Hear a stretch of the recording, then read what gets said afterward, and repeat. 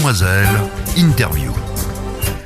Corinne, merci d'être avec nous. Vous allez dans quelques jours maintenant, à la fin du mois de février, le 28, partir de Rochefort, place Colbert, dans la matinée, et prendre la direction de Paris pour une longue marche contre le désenfantement. Qu'est-ce que c'est, le désenfantement ? Bonjour et merci de m'accueillir aujourd'hui. Le désenfantement est le fait de séparer la mère et l'enfant. Séparer la mère et l'enfant est pour moi une action criminelle. Un enfant ne grandit pas bien sans sa mère. Un enfant ne grandit pas bien quand il est entièrement privé de sa mère. Et c'est ce que de plus en plus de décisions des tribunaux posent et nous imposent. Vous en connaissez beaucoup, des femmes dans ce cas, puisque vous avez ouvert une page Facebook sur laquelle vous dialoguez. J'ai pu croiser, depuis que je suis moi-même dans cette situation, des centaines et des centaines de femmes concernées, séparées de leurs enfants. Et nous sommes des centaines, c'est certain. Sommes-nous des milliers ? Je ne saurais dire. Il y a une telle honte à parler de cette séparation de la mère et de l'enfant. Et en même temps, il est temps, plus que jamais, que la honte et la culpabilité changent de camp. Un enfant qu'on retire à sa mère, est-ce que c'est une forme de violence qu'on fait subir à la mère ? Je pense que c'est la forme de violence la plus douloureuse et pour moi c'est l'ultime violence à la femme devenue mère. Quand on ne peut plus rien prendre à la femme, on lui prend son enfant, on prend l'enfant de la mère. C'est un crime. Pour moi, ça reste un crime. Et c'est une arme, c'est comme une arme de guerre massive de séparer la mère et l'enfant.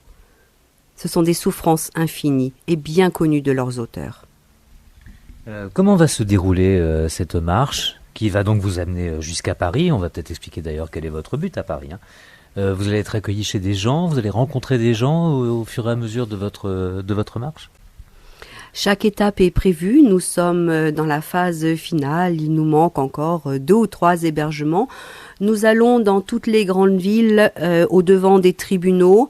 Nous allons à Poitiers, à Tours, à Blois, à Orléans.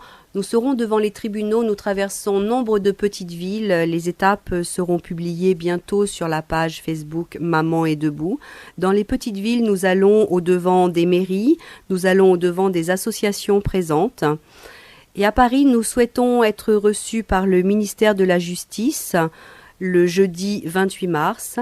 Et le vendredi 29 mars, nous souhaitons être présents avec nombre de nos amis, mamans, papa, respectueux et non violent, grands-parents, tous nos amis féministes, nous serons devant l'Assemblée nationale et espérons être reçus par le ministère de la Solidarité. Quel message vous voulez porter, notamment auprès du ministère de la Justice ? Qu'on vous entende mieux, vous les femmes qu'on veut priver d'enfants ? Au regard de l'actualité, je pense à cette jeune femme, à cette joggeuse, qui a eu presque des obsèques nationales. Cette femme merveilleuse, cette femme formidable, qui, au détour d'un étranglement par accident, au détour d'un corps brûlé, toujours par accident, devient une mauvaise femme, au caractère fort. On pourrait presque excuser son conjoint de l'avoir éliminée. En fait, non. C'est un féminicide. C'est très clairement le 131e féminicide de l'année 2017. On en a assez. On en a assez de souffrir. On en a assez de ne pas être reconnu. Il est temps d'écouter les victimes. Il est temps de savoir que les manipulateurs existent. Il est temps de cesser de se laisser berner par ceux qui prennent le visage de la victime, alors qu'il suffirait de regarder un peu plus avant les pièces des dossiers, alors qu'il suffirait de lire les attestations, d'entendre les personnes concernées pour remettre la vérité à sa vraie place. Corinne, qui marchera à partir du 28 février prochain, départ de la place Colbert dans la matinée. Merci d'avoir suivi ce journal. Demoiselle.